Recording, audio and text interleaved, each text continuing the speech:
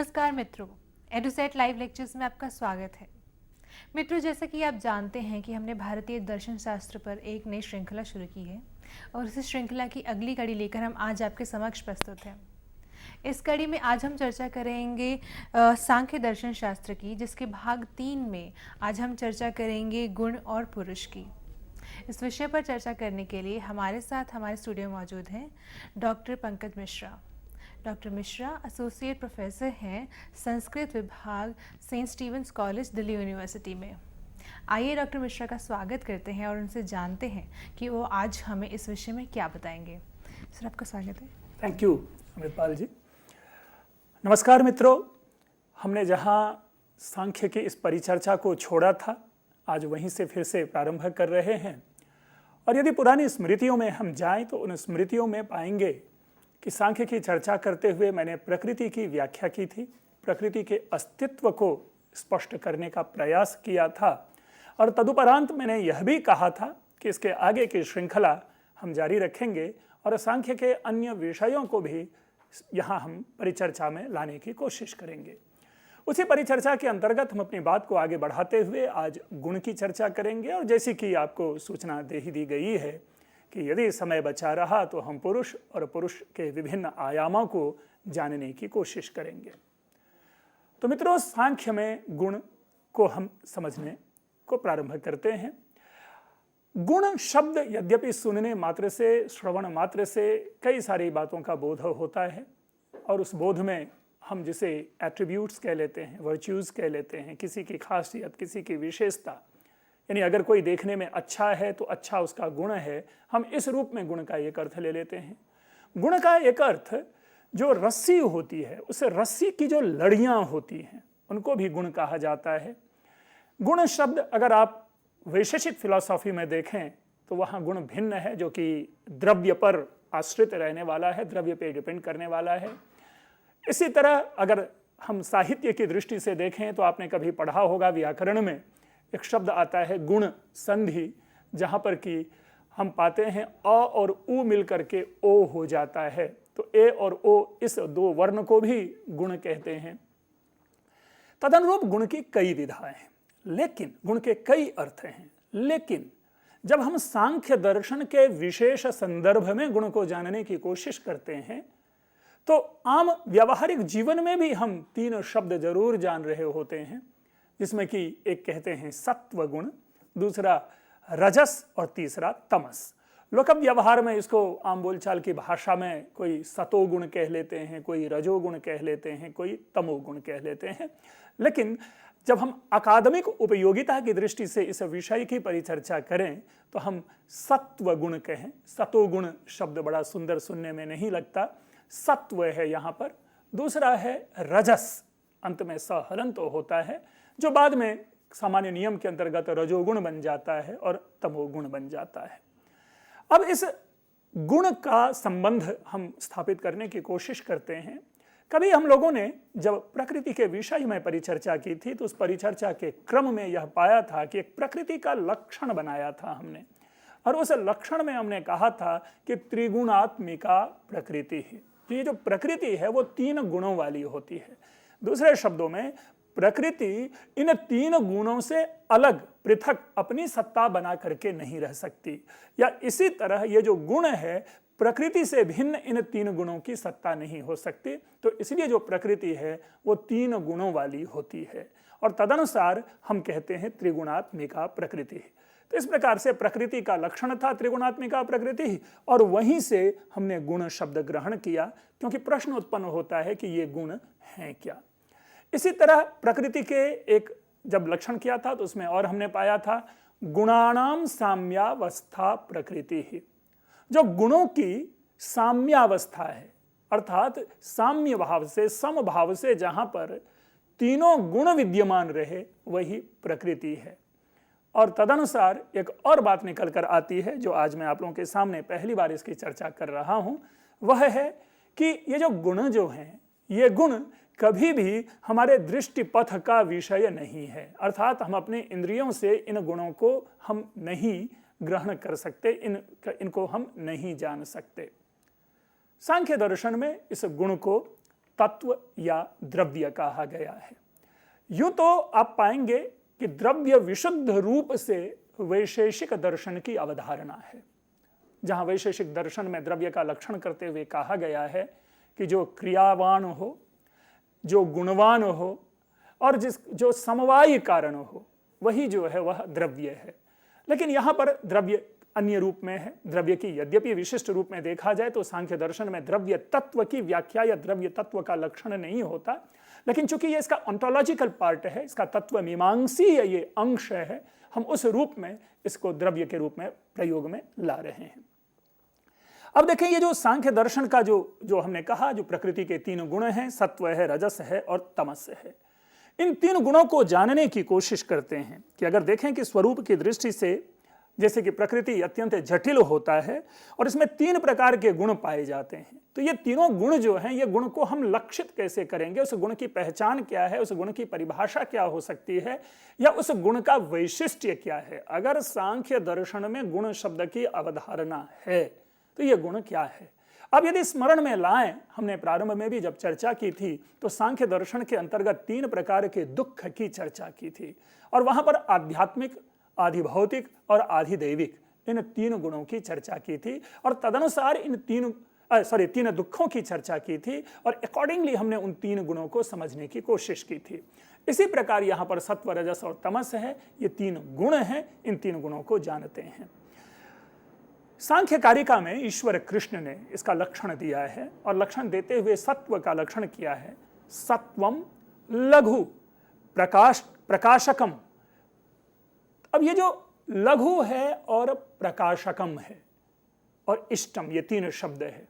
हम लघु का अर्थ ना तो छोटा लें, लघु का अर्थ ना तो हीन लें, बल्कि लघु शब्द ही जो है वो सत्व गुण का द्योतक है, जो हल्केपन का एहसास कराता है, स्विफ्टनेस, जो जिसमें हम कह सकते हैं बड़ा ही लघु भाव, हल्का भाव जिसमें होता है वह सत्व है। लेकिन यहां देखेंगे कि यह परिमाण नहीं है, यह वेट नहीं है, यह वजन नहीं है कि ये लघु जो है अगर आप उसको तौलेंगे तो ये लघु है, यह हल्का है।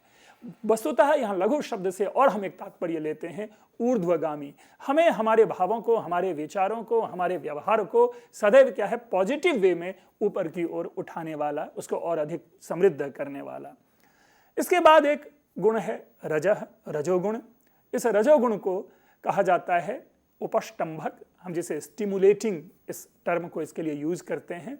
चंचल होता है यह, चल शब्द है इसके लिए, उपष्टंभकम चलम।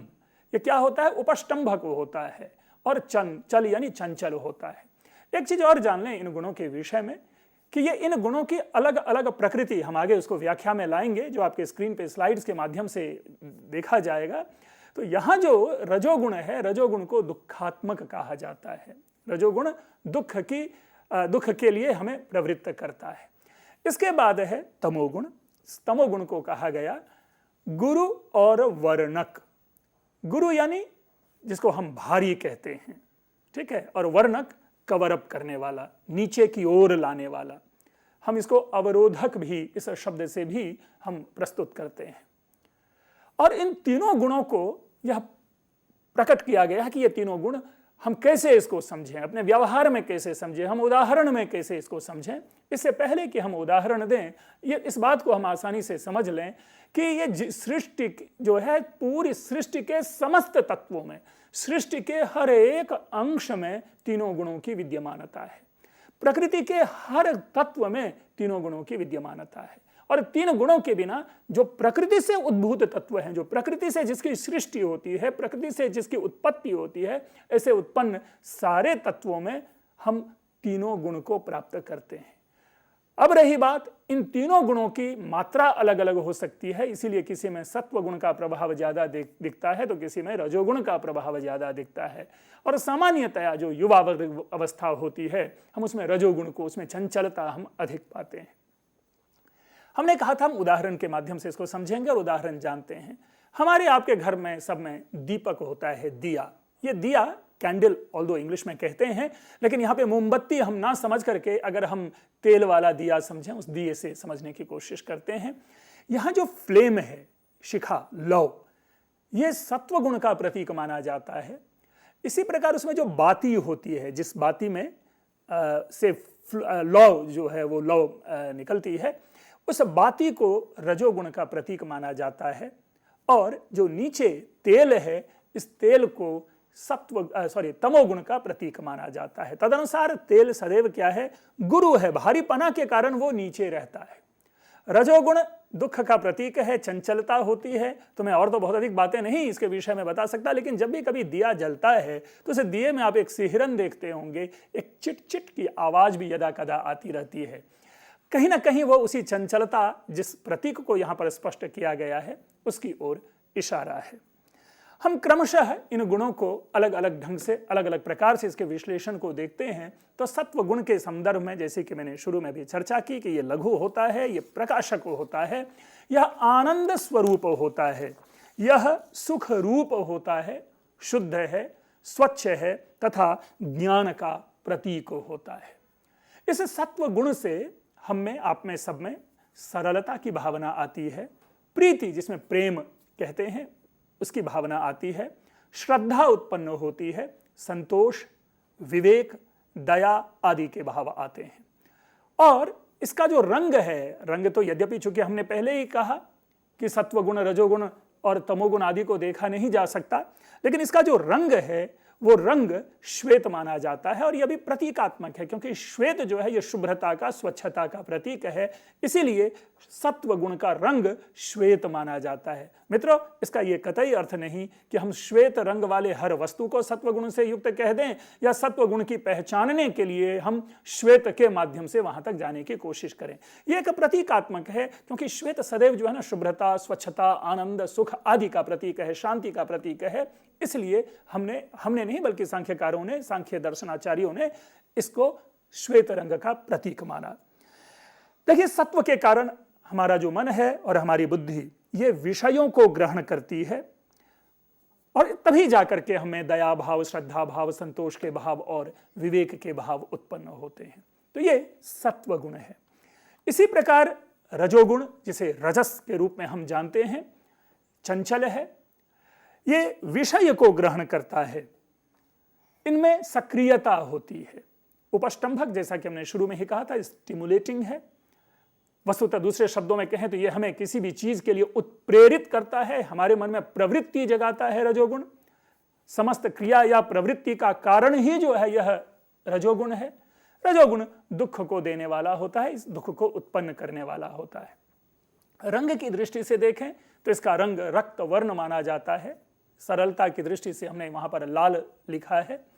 और साथ ही इससे रजोगुण से जो भाव हम में उत्पन्न होते हैं, आप पाएंगे कि ये सारे के सारे भाव हमारे विरोधी भाव होते हैं। मान, मद, द्वेष, क्रोध, मत्सर, यानी दूसरे शब्दों में जो अरिषड वर्ग हैं, मानव मात्र के 6 शत्रु हैं, ये आप लोग सभी जानते हैं। काम, क्रोध, लोभ, मोह, मद और मात्सर्य, ये जो 6 समूह है ये मानव मात्र के ही शत्रु होते हैं। तो अगर रजोगुण का आधिक्य आप में है तो आप में किसी अन्य शत्रु को ढूंढने की आवश्यकता नहीं पड़ती, क्योंकि रजोगुण का स्वभाव ही है कि आप में काम भाव उत्पन्न करेंगे, आप में क्रोध उत्पन्न करेगा, आप में ईर्ष्या द्वेष की भावना लाता है, आप में मात्सर्य जो है उसको लाता है। तो इस रूप में ये रजोगुण जो है, हम रजोगुण को पाते हैं। और जैसा हमने शुरू में कहा कि समस्त क्रिया में जो हमारी प्रवृत्ति होती है, जो करणीयता है, जो एक्टिवनेस आती है, जो मोटिवेट हम होते हैं, या दूसरे शब्दों में हम ये कहें कि अगर किसी चीज के प्रति हमारा मन भागता है और हम ये कहते हैं कि अमुक कार्य को कर लिया जाना चाहिए, तो उसके अंतर्गत रजोगुण के भाव होते हैं, रजोगुण का प्रभाव होता है। इसीलिए हमें सक्रियता दिखती है, हमें क्रियाशीलता दिखती है। इसके बाद तीसरा गुण जो है वह है तमस, तमोगुण। मित्रों, तमोगुण है गुरु वर्णकमेव तमः। लक्षण हमने लिखा, जो कि इससे पहले भी पूर्व का जो पद्य था उस पद्य में इसकी चर्चा आपने देखी थी।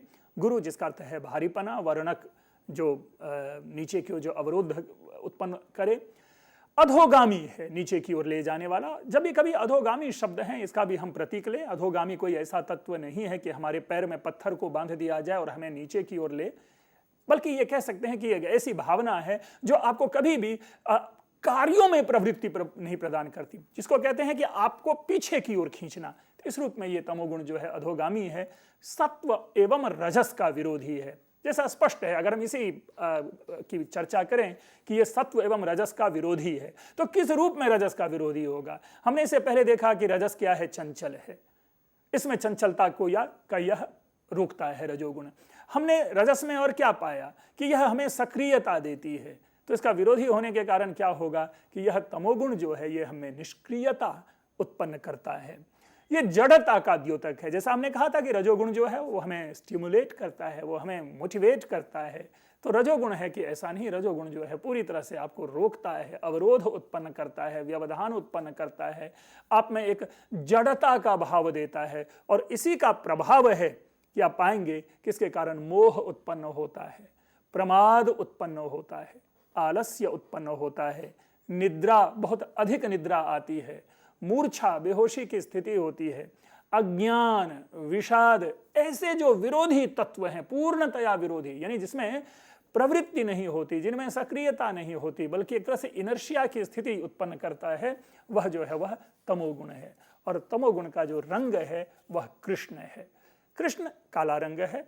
अब मैं बार बार रंग की बात कर रहा हूं तो ऐसा होता होगा कि प्रकृति में कहीं ये तत्व है और उस तत्व को ढूंढे तो काले रंग का जो तत्व होगा उसे तमोगुण कहेंगे।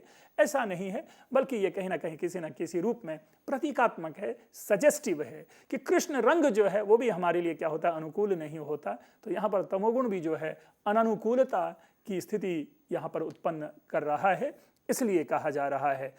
रंग काला है, अंधकार एवं अज्ञान का प्रतीक है, जैसा हमने कहा। अब इन सब मिलाकर के देखें, एक तत्व, एक बात अलग और आती है कि ये जो सत्व गुण है या रजोगुण या तमोगुण, इन तीनों की सेपरेट आइडेंटिटी नहीं है। दूसरे शब्दों में हम सत्वगुण को बाहर नहीं कर सकते, तमोगुण को निकाल करके नहीं रख सकते और रजोगुण को हम बाहर करके नहीं रख सकते। वस्तुतः इन तीनों गुणों की अवस्थिति है ही इस रूप में कि ये तीनों परस्पर मिले होते हैं। किसी के एक के बिना दो की स्थिति नहीं हो सकती, अनिवार्यतया तीनों एक साथ रहेंगे। और इसके लिए बड़ा ही छोटा सा लौकिक व्यावहारिक उदाहरण है। सामान्य रूप से जो आप पाते हैं, आप देखते हैं कि महिलाएं अपनी चोटी बनाती हैं, बालों को जो एक गुत जिसको कहते हैं, उनमें 3 लड़ियां होती हैं। उन 3 लड़ियों के बिना 2 लड़ी से उसका निर्माण नहीं हो सकता। आप इस चीज को बखूबी जानते हैं। उसके लिए आवश्यक रूप से उसके लिए ये 3 होने ही चाहिए। तो जिस प्रकार उस चोटी के निर्माण में वो 3 लड़ियां परस्पर अलग अलग भूमिका होती है और उन 3 के बिना वो लड़ी चोटी का निर्माण नहीं हो सकता, इसी तरह से ये 3 और तीनों जिस प्रकार परस्पर अंतर्ग्रथित होते हैं, ठीक उसी प्रकार हम यहां बात करते हैं कि ये गुण भी परस्पर संयुक्त होते हैं, परस्पर आपस में संयुक्त होते हैं। हम उसे अलग करके नहीं रख सकते। ये तीनों की अलग अलग आइडेंटिटी, अलग अलग सत्ता नहीं हो सकती। तो ये गुण की अवस्थिति है, तीनों गुण की। इसके साथ ही इस गुण की और कुछ विशेषता हम जरा अगर देखें कि इनका परस्पर संयोग और विभाग नहीं हो सकता। ये एक दूसरे का तिरस्कार भी करते हैं, उपकार भी करते हैं तथा परस्पर सहयोग करके उस सारे पदार्थों को उत्पन्न भी करते हैं। मतलब तीनों साथ रहते हैं तो एक दूसरे का तिरस्कार भी, एक दूसरे का उपकार भी और एक तीसरे के लिए कार्य में सहायता भी ये तीनों गुण पहुंचाते हैं। इसके साथ ही अगर हम इसको, जैसे हमने तेल की, दिए की और बाती के माध्यम से समझने की कोशिश की है, इसके माध्यम से एक और बड़ा अच्छा, हिंदी के एक बड़े ही प्रसिद्ध कवि हुए हैं रसलीन। यद्यपि बहुत ही प्रसिद्ध नहीं है, लोक व्यवहार में उनको बहुत अधिक ये नहीं जाना जाता, लेकिन रसलीन कवि का एक उदाहरण यहाँ पर मैं प्रस्तुत कर रहा हूँ आपको। वो इसलिए आवश्यक है कि जैसा हमने शुरू में कहा था कि प्रकृति के सारे तत्वों में तीनों गुण पाए जाएंगे। अब ये जो तीनों गुण पाए जाएंगे तो उसको कैसे समझना है, कैसे समझाना है, तो रसलीन कवि ने एक दोहा बनाया और उस दोहे के माध्यम से हम जानते हैं कि वो दोहा किस तरह से तीनों गुणों की अवधारणा को हमारे सामने प्रस्तुत करती है। कहते हैं, अमी हलाहल मदभ हरे, श्वेत श्याम रतनार, जियत मरत झुकी झुकी परत, जेहि चितवत एक बार। यूँ तो हमारे साहित्य हों, हमारे शास्त्र हों, उनमें कई तरह के उदाहरण दिए जाते हैं, लेकिन एक आवश्यक, एक अनूठा आश्चर्य का विषय है कि जब भी किसी उदाहरण को समझाया जाता है तो वो हमारे सामने किसी नायिका के माध्यम से समझाया जाता है। और कदाचित ये भाव भी सहज आसानी से समझ में आते हैं, इसलिए कवियों ने, आचार्यों ने इस तरह के हमारे सामने उदाहरण प्रस्तुत किए। यहाँ पर अब उस पद्य को देखें तो शायद गुणों की सत्ता और गुणों का जो स्वरूप है वो आप और अच्छी तरह से समझ में पाएंगे।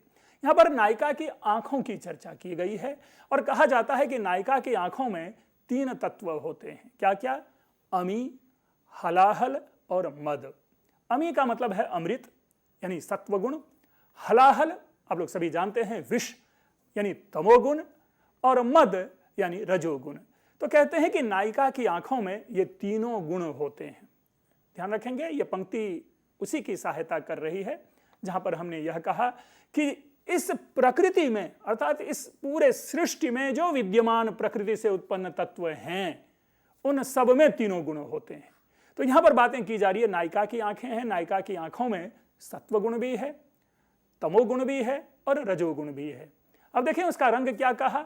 श्वेत, श्याम, रतनार। श्वेत यानी अमृत अर्थात सत्वगुण, श्याम यानी कृष्ण काला अर्थात तमोगुण, और रतनार यानी रक्तवर्ण लाल रंग अर्थात रजोगुण। तो ये तीनों गुण वहां विद्यमान है। फिर कहा गया कैसे, क्या है? जियत, मरत, झुकी झुकी परत। मतलब जहां पर सत्व गुण है वहां पर जीवन की प्राप्ति होती है, जहां तमोगुण है वहां मृत्यु की प्राप्ति होती है। नायिका की उसी आंखों से, देखिए उसी आंख से 3 व्यक्ति के ऊपर 3 अलग अलग प्रकार का प्रभाव है। जिसके प्रति अनुकूल दृष्टि है उनको तो जीवन की प्राप्ति हो जाती है, जिसके प्रति प्रतिकूल दृष्टि है उनको तो मृत्यु भाव प्राप्त होता है। और फिर कह रहा है झुकी झुकी पड़त, और कई लोग क्या होता है कि उससे दुख की भी प्राप्ति होती है। यानी जहां मिलन है वहां जीवन है, जहां विरह है वहां मृत्यु है, और जहां इन दोनों की अपेक्षा आशा नहीं है वहां पर हम क्या देख रहे हैं? रजोगुण है, दुख है। जे ही चितवत एक बार, जिसको एक बार देख ले। मित्रों, मूल विषय यहां पर यह नहीं है कि नायिका की आंखों का क्या प्रभाव है, बल्कि मूल विषय यह है कि एक कवि ने इसके माध्यम से सत्वगुण, रजोगुण और तमोगुण की व्याख्या करने की प्रस्तुति की है। हम अगर कृषि प्रधान देश है तो उस दृष्टि से भी अगर देखें तो कहीं किसी की फसल होती है, हम उस फसल को देखते हैं। किसी के लहलहाते फसल हैं, तो जिनके पास लहलहाते जिनकी वो फसल है उनको तो खुशियां हैं, प्रसन्नता है, उनके जीवन में एक हल्कापना है, किसी प्रकार की चिंता नहीं है, दुख के भाव नहीं है। ये भाव हैं, लेकिन इन भावों की सत्ता है। दुख का भाव नहीं होना, चिंता नहीं होना उस फसल की समृद्धि के कारण है, तो वो सत्वगुण है। यानी एक ही फसल से देखिए सत्वगुण की प्राप्ति होती है। जो पड़ोस के खेत वाला है, जिनकी फसल अच्छी नहीं आई है, अब उनकी स्थिति क्या होगी इस फसल को देख के? उसमें ईर्ष्या की भावना आएगी, उनमें द्वेष की भावना आएगी, उनमें मात्सर्य की भावना आएगी। तो अस्तु, ये जो तत्व हैं प्रकृति के ही तत्व हैं, और उस प्रकृति के तत्वों में तीनों प्रकार के भाव पाए जाते हैं। और यदि तीनों भाव पाए जाते हैं तो इसके मूल में सांख्याचार्यों का कहना है कि ये सत्वगुण, रजोगुण और तमोगुण का प्रभाव है। अब हमने शुरू में चर्चा की थी गुण की, और उस गुण की चर्चा, गुण का व्यापक अर्थ देते हुए हमने व्याकरण शास्त्र की चर्चा की थी, जहां पर ए और ओ को गुण कहा जाता है। हमने उसी प्रसंग में वैशेषिक दर्शन की भी चर्चा की थी, और हमने कहा था कि वैशेषिक दर्शन जो है वो 24 गुणों को मानता है। इसी संदर्भ में एक बात और हम समझ लें कि वैशेषिक दर्शन यह भी कहता है कि गुण की स्वतंत्र सत्ता नहीं है, एक। और दूसरी बात, उन्होंने गुण का यह भी लक्षण दिया कि गुण सदैव द्रव्य के ऊपर आश्रित होते हैं। चूंकि दर्शन का विषय है तो दर्शन के विषय में इतनी बात हम आप सभी जानते हैं कि वैशेषिक दर्शन में 7 पदार्थों की अवधारणा है, 7 कैटेगरीज जिसे आप कहते हैं। उन्हीं में से एक द्रव्य है, और द्रव्य में ही क्या होते हैं? रूप द्रव्य में ही गुण होते हैं। तो द्रव्य में ये 24 प्रकार के गुणों की अवधारणा है वैशेषिक दर्शन में, और यहां पर भी हम गुण पाते हैं। और इन गुणों को कहां पाते हैं? प्रकृति के साथ पाते हैं। तो कहीं ना कहीं एक बोध ये उत्पन्न होता है कि क्या ये वैशेषिक और सांख्य दोनों एक ही प्रकार के गुणों की तो बात नहीं कर रहे? यहां पर हमें यह कहना होगा नहीं, ऐसा नहीं है। ये तीनों प्रकार के जो गुण हैं वैशेषिक के 24 गुणों से पूर्णतया भिन्न हैं। और वे कैसे भिन्न हैं तो हम उनको भी जानने की कोशिश करते हैं, उसको समझने की कोशिश करते हैं 3-4 तर्कों के माध्यम से। हमने क्या पाया कि सांख्य के गुणों के भी गुण, सांख्य के गुणों के गुण नहीं होते, जबकि वैशेषिक के गुण जो होते हैं उनके भी गुण होते हैं। यहां पर सांख्य के गुणों के भी गुण होते हैं, जबकि वैशेषिक के गुण निर्गुण होते हैं। मुझे लग रहा है कि ये थोड़ा सा टाइपिंग एरर है, इसको इस ढंग से समझना चाहिए कि सांख्य के गुणों के गुण नहीं होते, जबकि वैशेषिक के गुणों के गुण होते हैं। दूसरा है, सांख्यों के गुणों के प्रकार नहीं होते। अगर आप जानें कि हम सत्व गुण के भेदोपभेद नहीं पाते, इसी प्रकार रजोगुण, हम ये नहीं कहते हैं कि रजोगुण 2 तरह के होते हैं या रजोगुण 3 तरह के होते हैं, लेकिन वैशेषिक के जितने भी गुण हैं, वैशेषिक के गुणों के प्रकार होते हैं। जैसे अगर हम ये मान लें कि वैशेषिक का दूसरा गुण है रस, रूप रस गंध स्पर्श आदि ये 24 गुणों के अंतर्गत आते हैं, तो रस जो है, यद्यपि गुण क्या है, रस है, और हमने यहां पर क्या कहा कि सांख्य के गुणों के भेद नहीं होते, लेकिन हम फिर ये क्या कह रहे हैं कि वैशेषिक के गुणों के भेद होते हैं। तो रस अगर गुण है तो हमें उनमें भेद का अन्वेषण कर लें। 6 प्रकार के रस होते हैं। ध्यान रखेंगे कि इस रस का संबंध जो भोज्य पदार्थ है, जल के साथ इसका संबंध है पूरी तरह से, कि जैसे आपने खट्टा, मीठा आदि इस प्रकार जो है, लवण, माधुर्य आदि जो इस प्रकार के गुण हैं, तो रस यहाँ पर 6 प्रकार के होते हैं। तो जो सांख्य और वैशेषिक के गुणों में साम्य और वैषम्य की अभी हम चर्चा कर रहे हैं, तो ये विषमता है, और उस विषमता की स्थिति में यहाँ पर हम क्या पाते हैं कि सांख्य के गुणों के भेद नहीं होते, जबकि वैशेषिक के गुणों के भेद होते हैं। तीसरा है कि सांख्य के गुण सक्रिय होते हैं, जबकि वैशेषिक के गुण निष्क्रिय होते हैं। क्यों? क्योंकि देखेंगे जो क्रिया भी जो है, जो सक्रियता जो है क्रिया, वो द्रव्य में, वैशेषिक दर्शन के अनुसार जो कर्म है वो कर्म कहाँ होता है? कर्म द्रव्य में होता है।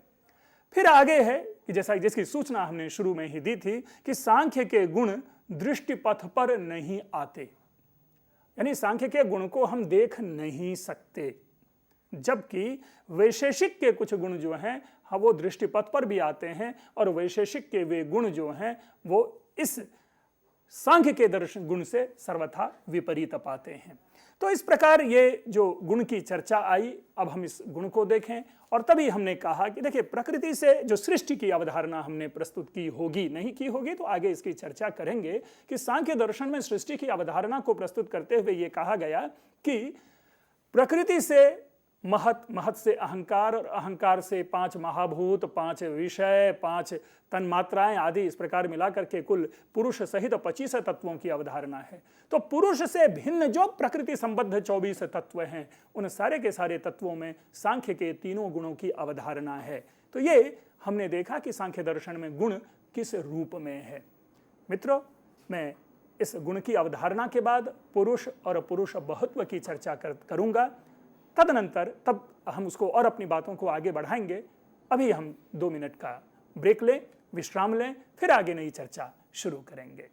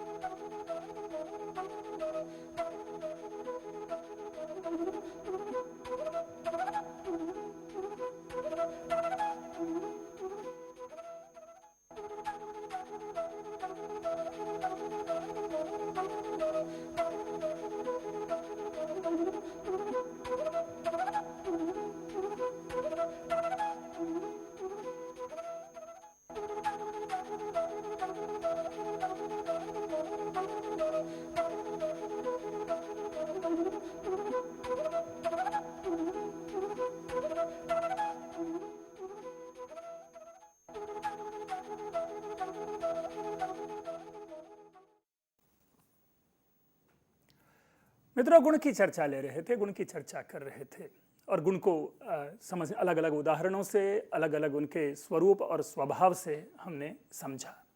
लेकिन फिर भी एक प्रश्न गुण के विषय में बना ही रह जाता है। प्रश्न ये है कि गुणों की संख्या 3 ही क्यों? हम 1 भी गुण मान सकते थे, 2 गुण भी मान सकते थे, 4, 5, 8, 10 गुण मान सकते थे, जैसा कि वैशेषिक 24 गुण मानते हैं। तो यहाँ पर एक बड़ा ही रोचक तथ्य हमारे सामने उत्पन्न होता है और इसकी व्याख्या बहुत बड़े दार्शनिक हुए हैं, प्रोफेसर हिरियन्ना, आप लोगों ने नाम सुना हो। उन्होंने बड़ा अच्छा इसका विवेचन किया है और इस विषय में उनका हिरियन्ना का मत है कि गुणों की संख्या एक नहीं मानी जा सकती थी, यानी गुण को यदि एक माने तो यह उचित नहीं था। क्यों? क्योंकि एक के द्वारा इस विश्व की विविधता की व्याख्या नहीं हो सकती थी। एक गुण की यदि अवधारणा मानी जाए तो इस विषय में हिरियन्ना का मत है कि इस जो विविध विश्व, हम जानते हैं कि प्लूरलिस्टिक जो पूरा जो यूनिवर्स है वो विविधता है, विविधता से पूर्ण है, तो उस विविधता की व्याख्या उस एक गुण के आधार पर नहीं की जा सकती थी। दूसरा, उन्होंने कहा कि इस नाना रूपात्मक जगत की व्याख्या एक गुण से करना सर्वथा दुष्कर है। यदि गुणों की संख्या 2 मानी जाए, अगर यूं कहें कि गुणों की संख्या 2 ही हम मान लें, 3 की ओर ना जाएं, तो उसमें भी एक समस्या आती थी और वह समस्या यह थी कि एक गुण दूसरे गुण का विरोध करता, एक गुण दूसरे गुण के कार्यों का खंडन करता और ऐसी स्थिति में फिर विश्व की जो व्यवस्था है वो व्यवस्था नहीं बन पाती। गुणों की संख्या को 3 मानने से संसार की विविधता की व्याख्या हो जाती है।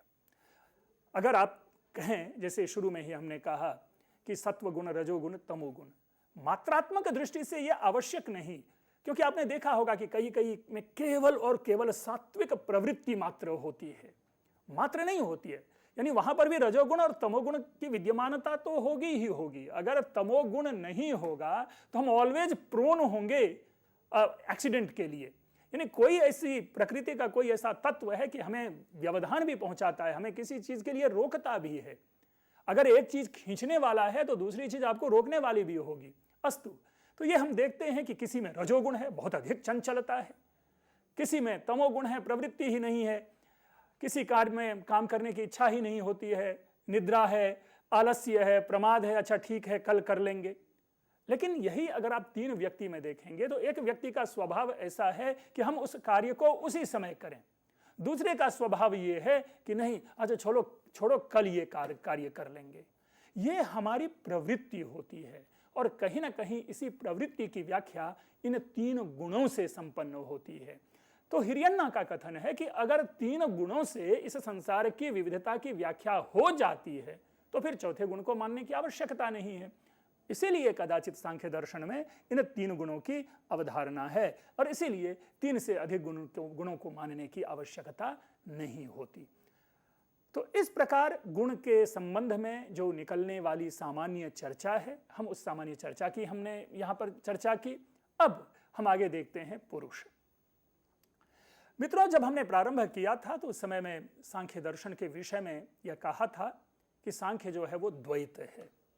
द्वैत से तात्पर्य है कि वो 2 तत्वों को सांख्य दर्शन मानता है, जिसमें एक तत्व है प्रकृति और दूसरा तत्व है पुरुष। हम उसी पुरुष के विषय में जानने की कोशिश करेंगे। हम ये भी जानते हैं कि यद्यपि जो सृष्टि है उस सृष्टि का मूल कारण प्रकृति है, लेकिन वह सृष्टि भी तभी होगी जब पुरुष के साथ प्रकृति की सत्ता देखी जाएगी, इसका सानिध्य देखा जाएगा, संयोग देखा जाएगा। तो अब देखते हैं कि सांख्य दर्शन में पुरुष की क्या भूमिका है। यूं तो हम आप सभी जानते हैं कि हमारे दर्शन में एक बहुत ही प्रसिद्ध शब्द है, वो है आत्मा का, और उस आत्मा के विषय में विभिन्न अवधारणा है। कई लोगों ने आस्तिक नास्तिक विभेद करने के आधार पर यह बताने की कोशिश की कि चार्वाक आदि जो दर्शन है वो आत्मा में विश्वास नहीं करता। मित्रों, मैं स्पष्ट रूप से बता दूं, चार्वाक दर्शन हो या बौद्ध दर्शन हो या जैन दर्शन हो, कोई भी आत्मा का निषेध नहीं करता, सब में आत्मा का स्वरूप प्राप्त होता है। यानी चार्वाक दर्शन भी आत्मा को मानता है, चार्वाक दर्शन भी मोक्ष की व्याख्या करता है। लेकिन यहां पर क्या है कि हमारे मन में एक अवधारणा डाल सी दी गई है कि चार्वाक जो है वो मोक्ष को नहीं मानता। कैसे नहीं मानता? वो तो क्लियर लक्षण देते हैं। वो तो कहता है कि मरण में वह मोक्ष है, जो मृत्यु है वही मोक्ष है। वस्तुतः मोक्ष हो या आत्मा हो, उनको देखने की अलग अलग दृष्टि ही अन्य दर्शनों के अलग अलग वाद बने, अलग अलग सिद्धांत बने, अलग अलग मत बने। अगर वेदांत में आत्मा का स्वरूप कुछ होगा तो आवश्यक नहीं कि आत्मा का वही स्वरूप सांख्य दर्शन भी बताए, या यह भी आवश्यक नहीं कि आत्मा का वही स्वरूप न्याय वैशेषिक या मीमांसा बताए, या यह भी आवश्यक नहीं कि आत्मा का वही स्वरूप बौद्ध जैन बताएं। यानी सब में आत्मा है, उस आत्म पद की व्याख्या भिन्न है। इसी प्रकार मोक्ष चार्वाक भी स्वीकार करता है, चार्वाक भी ईश्वर को मानता है। किसने कह दिया चार्वाक ईश्वर को नहीं मानता? मुझे दुख है इस विषय का कि लोग धड़ल्ले से कह डालते हैं कि चार्वाक ईश्वर को नहीं मानता। वह भी ईश्वर को मानता है, लेकिन चार्वाक के ईश्वर का लक्षण भिन्न है। वह राजा को परमेश्वर कहता है। अगर आप जाके देखें, क्लियर चार्वाक दर्शन का यह मत है कि वह भी ईश्वर को मानता है, लेकिन चूंकि वह सांसारिक भौतिक लौकिक दर्शन है, इसलिए इस संसार में ही वो ईश्वर को भी ढूंढता है, और जो राजा है उनको वो ईश्वर कहता है, परमेश्वर कहता है। प्रश्न क्या है? प्रश्न, अगर योग कहता है कि क्लेश कर्म विपाकाशयैर परामृष्ट पुरुष विशेष ईश्वर ये ईश्वर है, या जो मायोपाधि जो रहित जो चैतन्य है, उस चैतन्य को अगर वेदांत दर्शन ईश्वर कहता है, तो दोनों ईश्वर में हम यही भेद पा लेते हैं। इसी प्रकार चार्वाक के मत में भी ईश्वर की अवधारणा है, लक्षण भिन्न है। तो यह कहना कि चार्वाक ईश्वर को नहीं मानता वो गलत है। हम ये जरूर कह सकते हैं कि चार्वाक हमारे द्वारा जो प्रतिपादित ईश्वर है उसको स्वीकार नहीं करता। अस्तु, यहां चार्वाक सांख्य या वेदांत का युद्ध ना करके हम ये जानने की कोशिश करते हैं कि ये जो आत्मा है, हम जिसे सामान्य रूप से, पढ़े लिखे की दृष्टि से नहीं, शास्त्रीय दृष्टि से नहीं, सामान्य रूप से जिस आत्म तत्व की बात करते हैं, वही आत्म तत्व सांख्य दर्शन में पुरुष नाम से जाना जाता है। अर्थात पुरुष ही सांख्य दर्शन में आत्मा है। अब यहां पर इसके कई सारे रूप हैं। इसको ज्ञा कहा गया, परम जो एकमात्र ज्ञान है। ये जो पुरुष है ये चैतन्य है, ठीक है, लेकिन उदासीन रहता है। ठीक है, पुरुष चैतन्य है। हमने प्रकृति को क्या पाया था? प्रकृति जड़ है और अचेतन है। ये पुरुष क्या है? चैतन्य है, चेतन है, लेकिन उदासीन है, प्रकाशवान है। जगत को उत्पन्न करने वाली जो प्रकृति है, उस प्रकृति का साक्षी यही पुरुष है। सांख्य दर्शन की दृष्टि से हम इसको किसी अन्य दर्शन के साथ रिलेट नहीं करेंगे। फिर कह रहे हैं कि किसी भी प्रकार के विकार और परिणाम के होने के कारण, किसी भी प्रकार का विकार या किसी भी प्रकार का परिणाम इसमें नहीं पाया जाता। यही कारण है कि इसे अविकारी भी कहा जाता है। वस्तुतः क्या होता है कि जब किसी भी तत्व की अवधारणा प्रस्तुत की जाती है, तो उन तत्वों के लिए अलग अलग विशेषण बना लिए जाते हैं। जैसे सामान्य रूप से वेदांत के कई सारे ऐसे विशेषण जो है आत्मा और ब्रह्म के विषय में, वो बहुत ही प्रसिद्ध है। वो कहते हैं आत्मा नित्य है, आत्मा विभु है, आत्मा अविनाशी है, आत्मा अनश्वर है, आत्मा अच्छेद्य है, तो आदि ऐसे जो विशेषण बनाए जा रहे हैं। तो इसी तरह से सांख्य दर्शन के अंतर्गत पुरुष के भी कतिपय विशेषण है, जिस विशेषण के अंतर्गत मैंने एक शब्द लिया ज्ञा और दूसरा शब्द लिया अविकारी, और उसके साथ ही हमने उनकी विशेषता बताई कि यह पुरुष चेतन है और यह पुरुष उदासीन है। लेकिन मूल विषय यह आता है कि यह पुरुष की सत्ता होना या पुरुष प्रकृति से भिन्न होना, हम इसको कैसे सिद्ध करेंगे? दूसरे शब्दों में, पुरुष नामक एक तत्व सांख्य दर्शन में है, तो सांख्य दर्शन के जो तत्व हैं उनको किस रूप में हमारे सामने प्रकट करते हैं, हमें उसे देखना है सांख्य दर्शन की दृष्टि में। लेकिन उससे पहले सांख्य दर्शन में देखिए, ये पुरुष और क्या क्या है? विशुद्ध है, ये विशुद्ध आत्मा है। विशुद्ध आत्मा इसलिए कहा कि हर प्रकार के विकार से रहित, इसके साथ ही शरीर, मन, बुद्धि, अहंकार आदि से रहित है। ये प्रकृति के विरोध में उत्पन्न किया गया तर्क है, क्योंकि हम आप सभी जानते हैं कि प्रकृति में मन है, बुद्धि है, अहंकार है। पुरुष चेतन है और पुरुष निस्त्रैगुण्य है। अब निस्त्रैगुण्य शब्द कठिन प्रतीत अगर हो रहा हो तो सरलता से इसको समझ लेते हैं। त्रिगुण शब्द है, यानी तीन गुण होना, तो उसे शब्द बना त्रैगुण्य, और इसका विरोध होने के कारण निस्त्रैगुण्य बना, अर्थात प्रकृति में तीनों गुणों की सत्ता नहीं होती, पुरुष में तीनों गुण नहीं पाए जाते। ये हुआ पुरुष क्या है? निस्त्रैगुण्य है। पुरुष अकर्ता एवं अभोक्ता है, यह भी बात आती है, क्योंकि जैसे कहा कि पुरुष जो है वो उदासीन रहता है, और पुरुष निस्संग भाव से, सुख दुख आदि से परे है। तो यह एक पुरुष की सामान्य अवधारणा हुई। लेकिन ईश्वर पुरुष के अस्तित्व में कुछ प्रमाण दिए जाते हैं। और जैसा हमने शुरू में सांख्य दर्शन की जो पहली चर्चा हुई थी उसमें हमने ये कहा था, एक मेथोडोलॉजी आप लोगों के सामने रखने की कोशिश की थी और उसके माध्यम से यह बताने का प्रयास किया था कि सांख्य दर्शन अगर अपने किसी तत्व की सिद्धि करता है, अगर किसी अवधारणा को प्रस्तुत करता है सांख्य दर्शन, तो उस अवधारणात्मक प्रस्तुति के क्षण में वे 5 तर्क को लाते हैं और उन पांचों तर्कों को वे पंचमी विभक्ति में अर्थात कारण रूप में हमारे सामने उपस्थित करते हैं। तो तदनुसार इन्होंने पुरुष के अस्तित्व में एक प्रमाण दिया और हम आप सभी जानते हैं कि सांख्य दर्शन की जितनी भी मौलिक अवधारणा है, हम आप सांख्य दर्शन के विषय में जो कुछ भी जानते हैं, सांख्य दर्शन की भिन्न जहां कहीं भी कोई चर्चा होती है, उस सांख्य दर्शन के सारे मौलिक सिद्धांतों का स्रोत ईश्वर कृष्ण के द्वारा लिखी गई सांख्य कारिका है। तो उसी सांख्य कारिका में इस पुरुष के अस्तित्व में प्रमाण दिए गए हैं और वे प्रमाण हैं संघात परार्थत्वात्, त्रिगुणादि विपर्ययाधिष्ठानात्, पुरुषोस्ति भोक्तृभावात्, कैवल्यार्थम प्रवृत्तिश्च।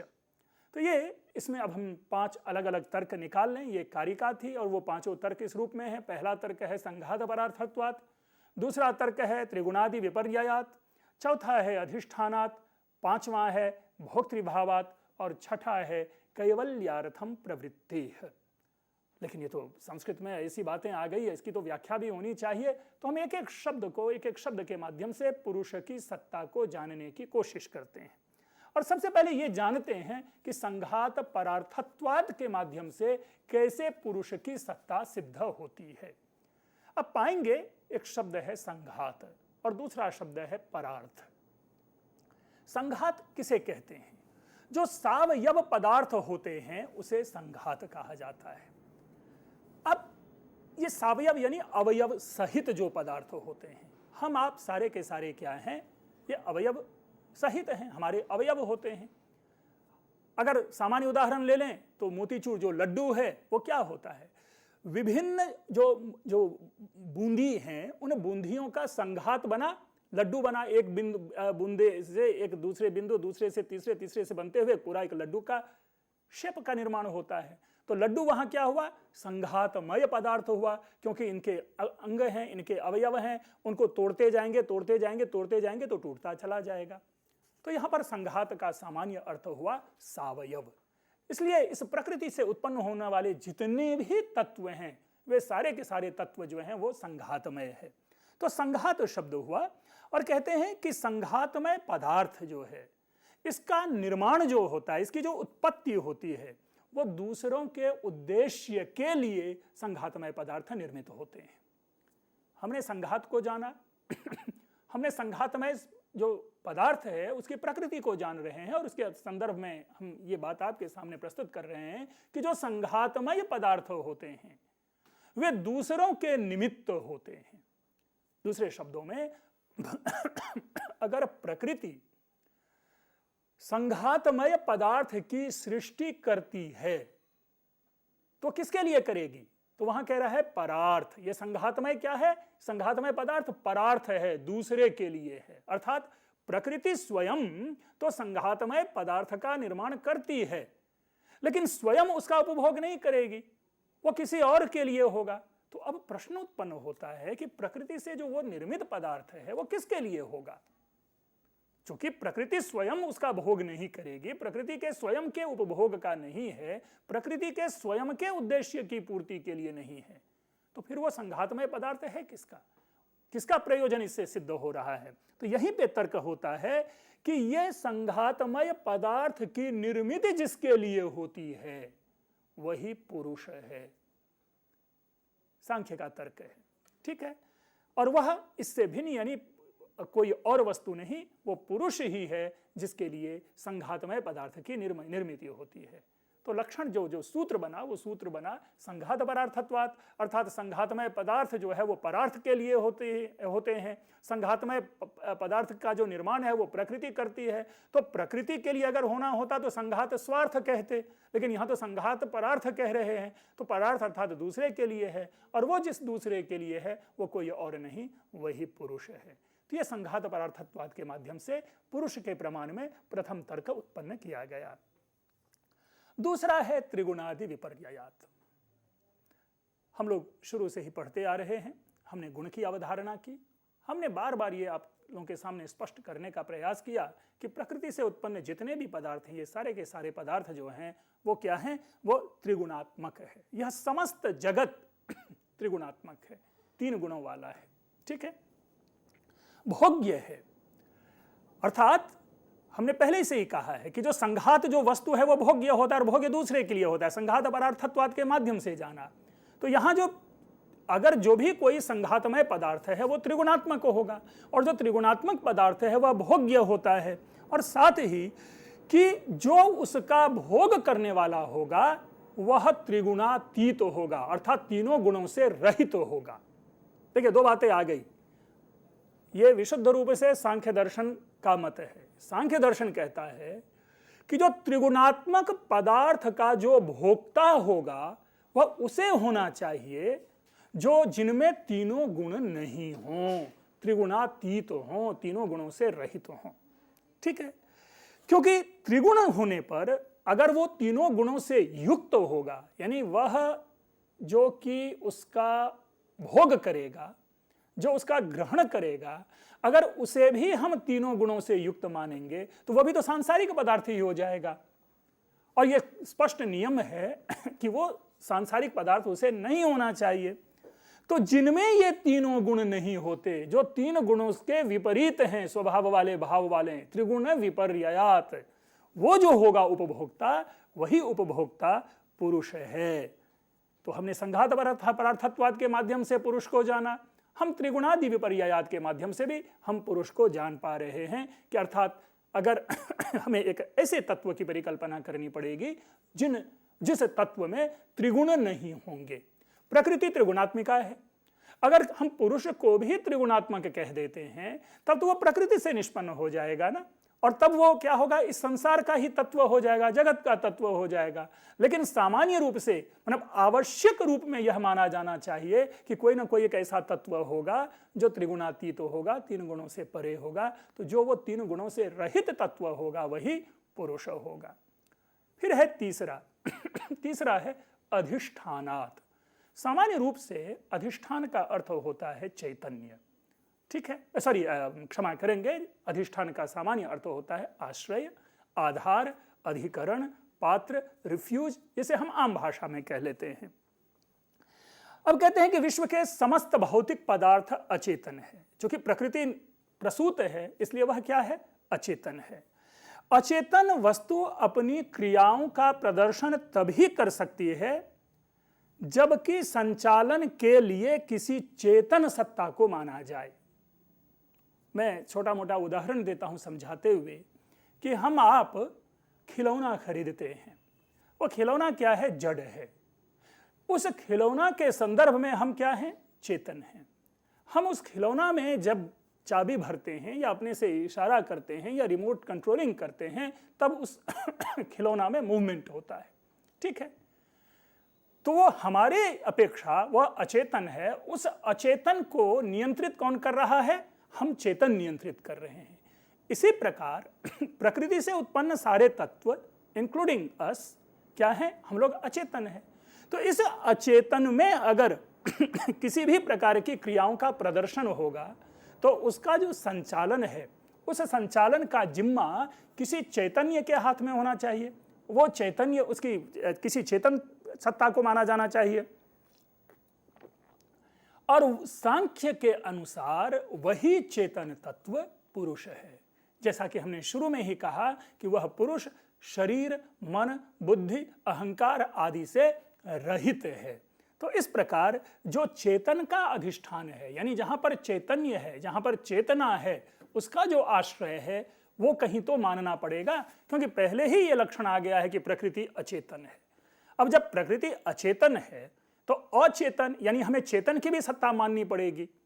सामान्य है भाई, अच्छा कब होगा, जब बुरा कोई तत्व होगा तभी अच्छा होगा। सुख कब होता है, जब हम दुख को समझते हैं, और दुख कब होता है, जब हम सुख को समझते हैं। तो हमने प्रकृति को तो अचेतन समझ लिया, तो हमने अचेतन समझा ना। अगर हमने अचेतन समझा तो हमें चेतन भी समझना होगा। और वो चेतन कहाँ है, तो जिस जगह वो चेतन है, जिस चेतन का जो आश्रय है, चेतन जिस जगह, चेतन का जो अधिष्ठान है वही पुरुष है। और उसी से अचेतन पदार्थों में जो क्रियाशीलता दिखती है वो उसी चेतन सत्ता के कारण। इसीलिए पुरुष समस्त चेतन का अधिष्ठाता है। इसके बाद चौथा है भोक्तृभावात्। भोक्तृभावात् भी क्या है कि कहते हैं कि जो प्रकृति और प्रकृति के जितने भी कार्य समूह हैं वे सारे के सारे क्या हैं, जड़ हैं। और चूंकि जड़ हैं तो जड़ होने से वह भोग्य है। ठीक है, भोग्य क्या तत्व हुआ कि अगर हमारे लिए कोई खाद्य वस्तु यहां उपलब्ध है तो हमारे लिए वो भोग्य है। ध्यान रखेंगे, यहां खाना मात्र नहीं है, अर्थात हमारे उपयोग के योग्य है, इसलिए वो भोग्य हुआ। तो चूंकि वो खाद्य वस्तु है तो उसको कोई खाने वाला भी तो होना चाहिए। तो प्रकृति और प्रकृति का कार्य समूह क्या है, जड़ है, और जड़ होने के कारण ये भोग्य है, ये उपयोग्य है, उपभोग्य है। तो ऐसी स्थिति में प्रकृति स्वयं तो अपना उपभोग नहीं कर सकती, तो फिर कोई तो उसका उपभोग करने वाला होना चाहिए, कोई उसका भोक्ता होना चाहिए। तो भोक्तृ यानी भोक्ता भावात अर्थात भोक्तृत्व की सत्ता होना, भोक्तृ का भाव होना।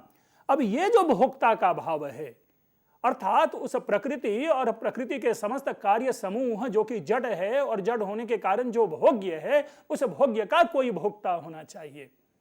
तर्क है, तो जो उसका भोक्ता होगा वही पुरुष है।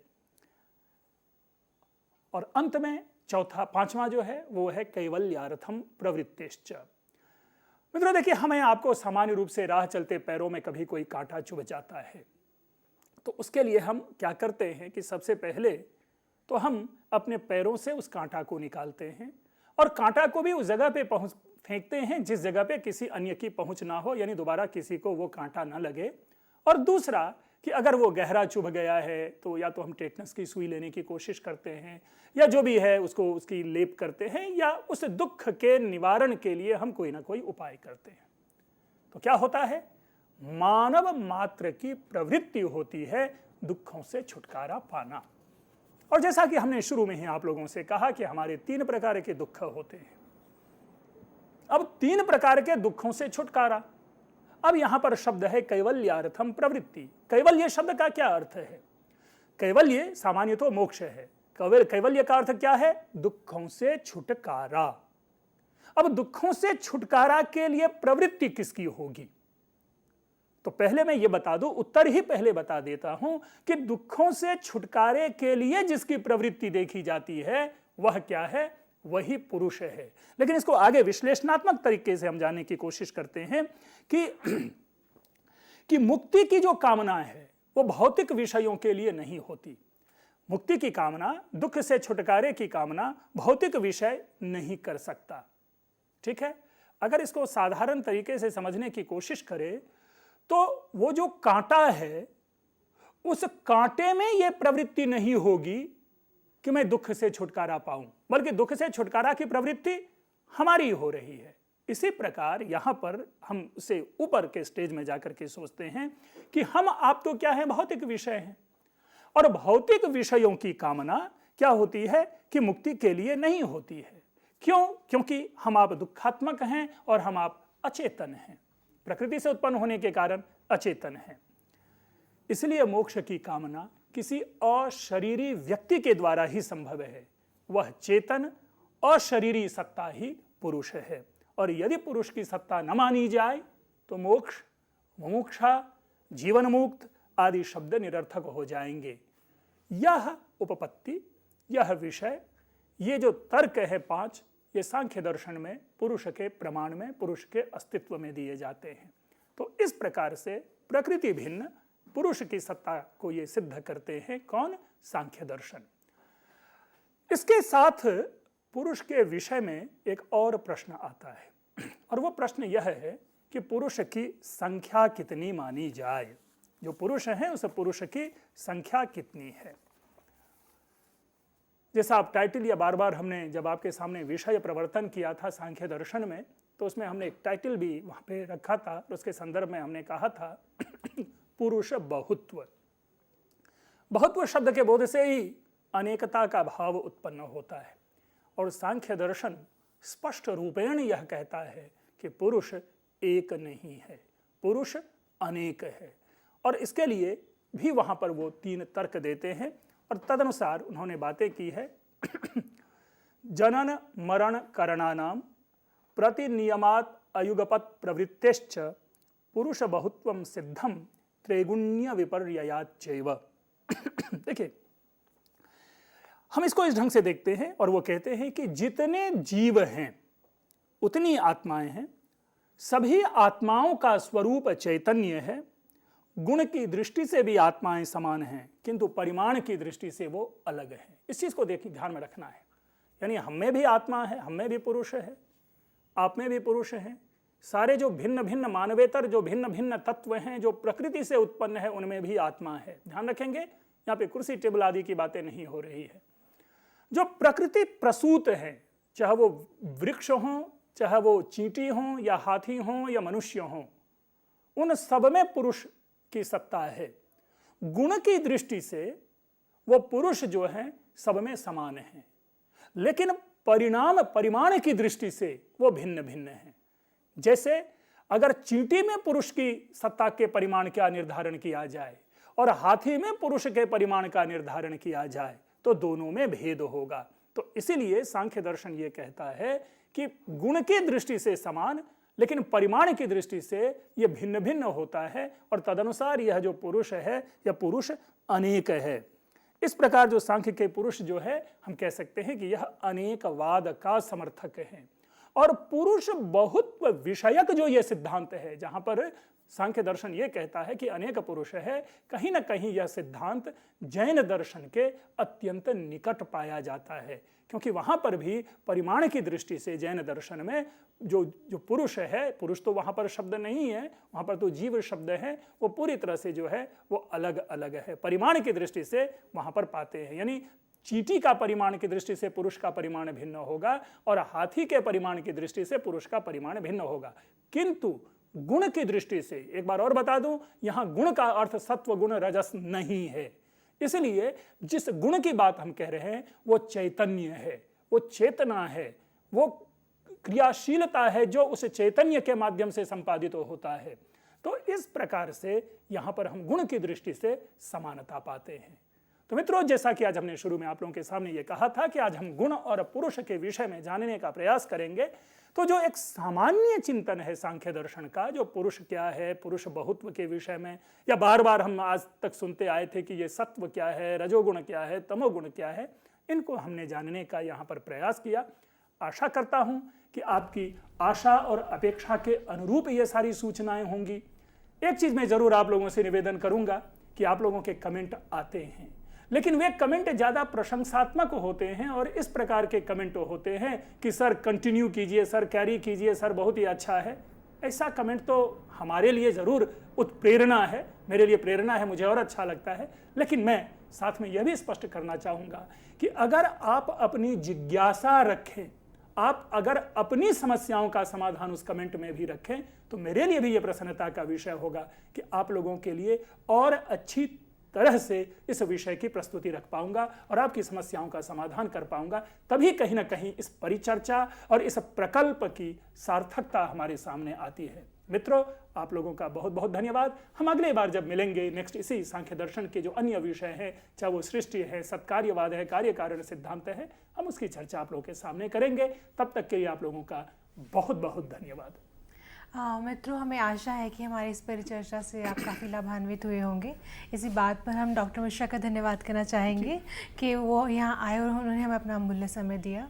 मित्रों, इसी बात पर हमें आगे दीजिए। धन्यवाद।